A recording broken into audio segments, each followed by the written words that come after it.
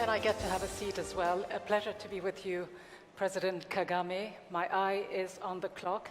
As you can see, I've already used up a few seconds, so we have 19 minutes for this interview. Now, I know how I will be feeling after those 19 minutes. I'll probably be quite tired. My question to you is, how do you feel? Aren't you tired after 19 years at the helm of your country? And before you answer, let me just say I'd ask the same question to Queen Elizabeth, if I could. All right. Well, fortunately, I feel I have a lot of energy left to keep going. I can go on for several more years, and I'm not tired of doing what I'm doing. I'm happy working with my people, for my people and my country, and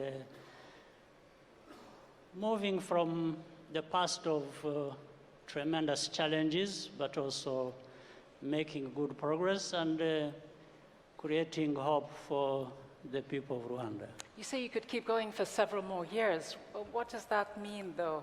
Because recently, in 2017, there was a law that was passed that actually put term limits to 2 terms. Will that not apply to you moving forward? Well, actually, on my mind, I was talking about the number of years left in this term. In this term. That I'm serving. But then let me ask you this, because yes, you are a charismatic, popular leader who, as I say, many people regard as having done quite important work in your country. Socioeconomically, I believe the economic growth per year is something to the tune of 7-8%. Some would consider this mission accomplished. Is it for you? No, it's never mission accomplished as far as we are concerned. It's a work in progress. Dealing with one challenge and after that having to deal with another, or dealing with many challenges simultaneously.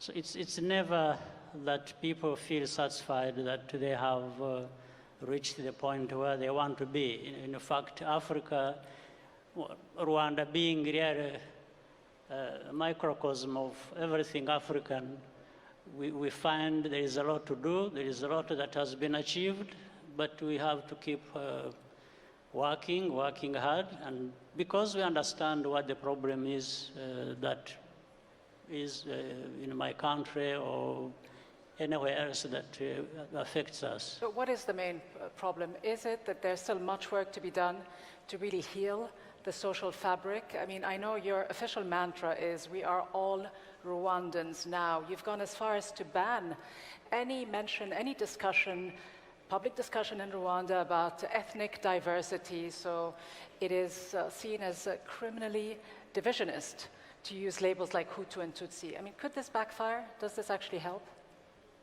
Look, we have a number of problems all put together. They create a huge problem to deal with. One is history. My country has a problem of history, a problem of geography, a problem of politics. We have to deal with all that. Now, history and politics, in my case, has come together. These two have come together. Yes, we had genocide in Rwanda. We lost 1 million people.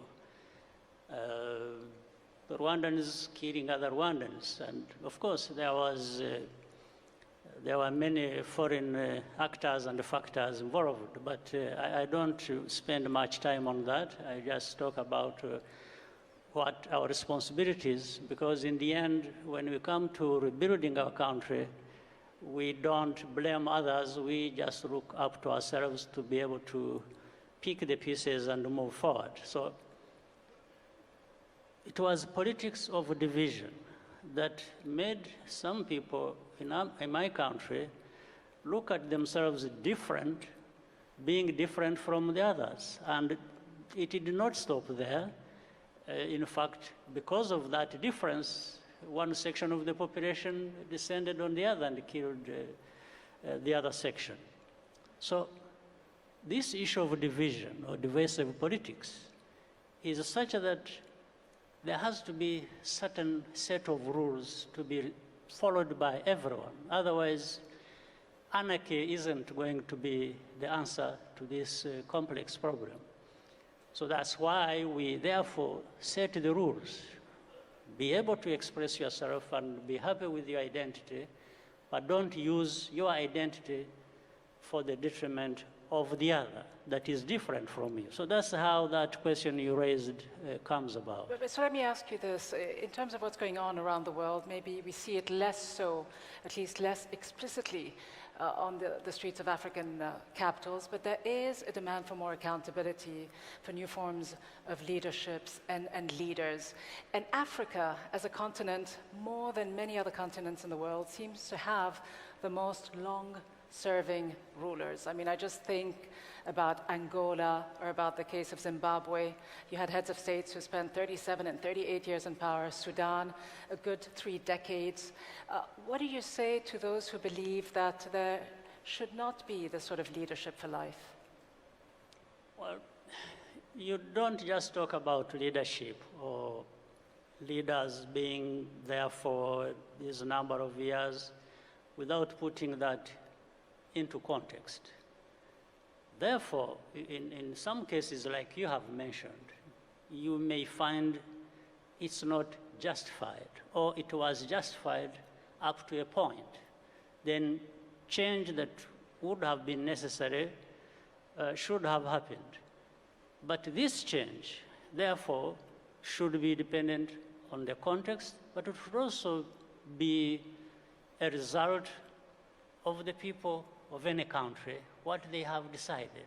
So but don't people want democracy? I mean, does that mean that you actually agree with what the president of Zimbabwe, the late Mugabe, once said? He said that the idea of pushing term limits is a Western concept that is placed as a yoke on the neck of African leaders. You agree with that? Yes and no, because it does not mean one thing everywhere or every time. Because this is why I'm saying time is not an end in itself.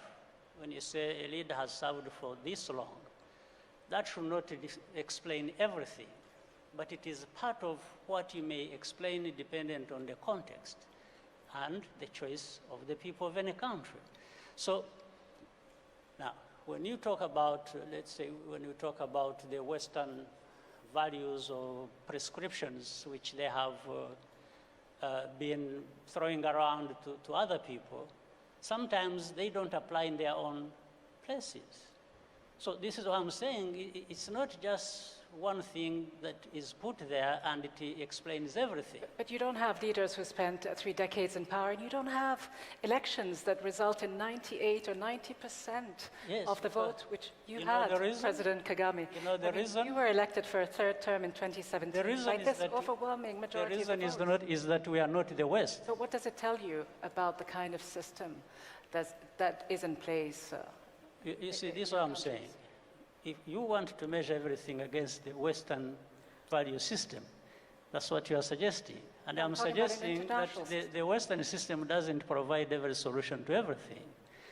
Other people, other places, other countries have their value systems as well, and they are answerable to their own people. So it doesn't matter that, and I'm saying, I'm not trying to explain away some of the wrongs some leaders or whatever you call them, Africans, have done.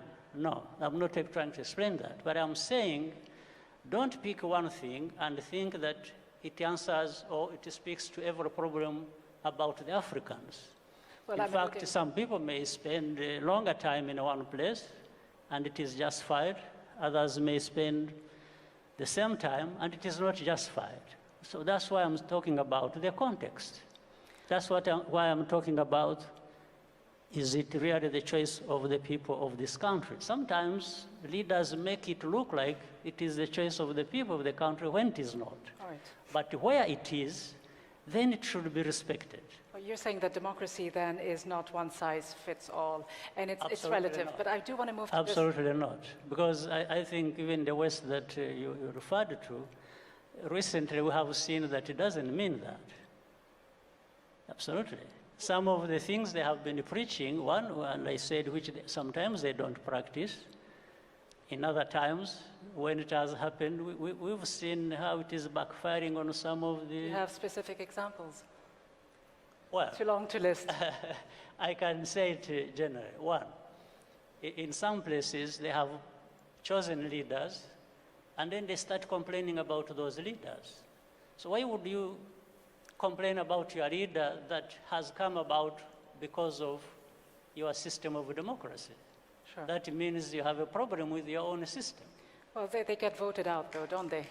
But President Kagame, you've criticized fellow African leaders for seeking photo opportunities in Western capitals and recognition in general by the West. But you yourself are quite often seen as the darling of the West, if I can use that term. How do you view this? Well, I haven't been seeking to be anybody's darling. If anybody wants to make me their darling, that's their business. All right. But I've been seeking partnership. I want to work with the people, whether they are Africans or outside of Africa. I'm very much for cooperation. What I don't like is dictates that come from some parts of the world to Africa or to Rwanda. That one, you will have a problem with me, no doubt about it. Okay, well, you talk about seeking partnerships, and Rwanda is certainly seeking partnerships and is quite open for business with Western corporations, Israeli corporations, all sorts of corporations that are in fact exploiting some of the country's natural resources. And I'm thinking more specifically about the rare earth metal, coltan, that Rwanda has about 50% of the world's production. And this is a metal that without, we wouldn't be able to see as many cell phones and computers being produced. Do you think you might actually turn into not so much of a darling of the West if you actually decided to limit your production or closed off the access to some of these companies one day? I wish I had more than just coltan, many other things. I wouldn't use them to pressure people into doing certain things certain ways for me or for others. I would still be looking to achieve a fair and justified cooperation where everyone gains. So that's what I would do. But we have it. We are happy to be having it. We have a few other things. What we want to do is in fact to reach a level where we can add value to some of these things. Instead of exporting minerals in their raw form, we want and have started investing in processing, in a refinery of our minerals, so that we get more value for what we have. So President Kagame, let me ask you then about this issue of the minerals, the exploitation of the minerals, and how it has contributed negatively on the continent in keeping some of the crises that we've seen, whether it's in the Democratic Republic of the Congo or whether it's with the situation that involves your country, Rwanda, and Uganda. And I know there's been a round of talks just recently that it's stalled, in fact, in the last few hours. Give us a sense of whether or not you could see another conflagration with a country that you were very close to. You were very close with President Museveni a few years ago. And how do you see the situation in DRC and the prospects for peace and stabilization? With the DRC, I think there is great progress with the new leadership. The leadership seems to be more open to cooperation with within the region, working with the neighbors and beyond. There has been very good progress on that, better than it was before the new president came in. So this is very helpful, but that doesn't mean we have solved every problem about that. But we use that cooperation to deal with the problems that we have to deal with. Yes, between Rwanda and Uganda, it's like a quarrel in the family. Sometimes even quarrels that are not justified or reasonable. So we find ourselves in some of these, and personally, I really feel embarrassed sometimes because you cannot touch exactly why there would be this kind of misunderstanding, because we are not quarreling over territory or border, having gone in anybody's definition the wrong way or things like that. But do you see another war breaking out between the two? No. I don't think. At least we are still more reasonable than to be able to do that. So we talk things out. There have been discussions going on. I think any problem can be discussed and resolved, and that's where we are headed, in my view. And so I want to just move on to another natural topic, I think, when we talk about these crises and what the root cause of some of these crises is, the rare metals and their exploitation. I want to talk about corruption, a phenomenon that is pervasive throughout the world, yes, but that seems to be more so in Africa. The African Union Commission, in fact, estimated that on average, every year, the illicit financial flows out of Africa add up to about $50 billion, and that's a conservative estimate. You yourself have been fighting corruption. You say it's feasible. You have said this is a campaign that can be won, that tolerating corruption is a choice, it is not inevitable, and it is within our power to do so. But can you really root out corruption at the systemic level? It's possible. For example, we have started with our own country. We have tried to put systems in place, institutions, but also carried out education throughout different levels of our society to understand the implications of allowing corruption to be rooted in our society. And we have encouraged openness to talk about it. We have had whistleblowers, so in other words, introduce a couple of things: transparency, accountability, and we have seen levels really come down of corruption in my own country. And this is what we discuss with the neighbors and others on our continent.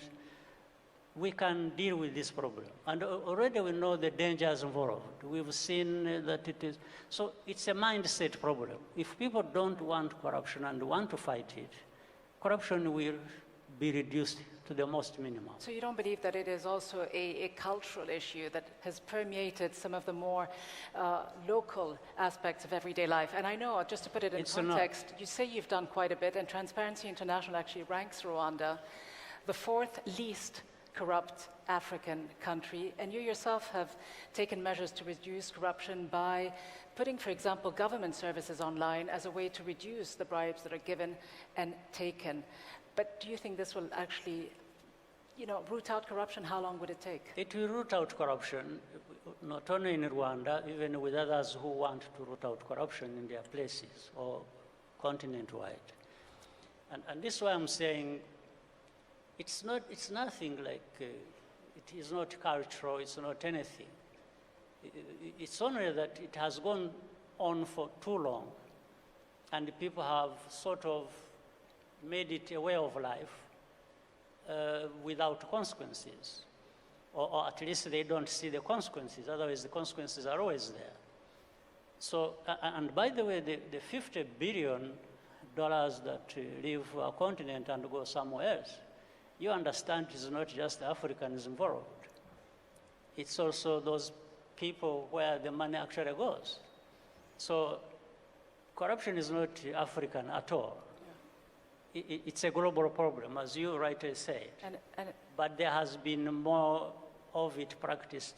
And many, because of different factors, including lack of governance, proper governance structures in place. Even underdevelopment itself has contributed to that, because people are given so little and end up losing so much because of that. So you're saying a certain level of complicity, yes. If I read you correctly, within Western capitals, I imagine. But does this... Even without Africa and the Without- Western capitals, I think within the capitals of the West there is corruption. Okay, so let me ask you very, very briefly, if I could, about this new, very ambitious project that the Africans have embarked on, the intra-African common market. How realistic is it, and how worried are you that there may be eventually some invisible hands that may want to thwart this sort of project? We're already seeing good progress. African countries coming together to create this African free trade area that has come into being. We are going to see trading happen by July next year. A number of countries, we have seen out of 54 countries, 55, we have already gone beyond 30 and beyond who have ratified, and it's going to happen because people understand the benefits, we've seen the benefits, and I think it's going to happen. My last question, President Kagame, and I suppose it's never too early to ask, but will you be seeking a fourth term in office? I don't know yet, but most likely no. Most likely not. No. But not a definitive not.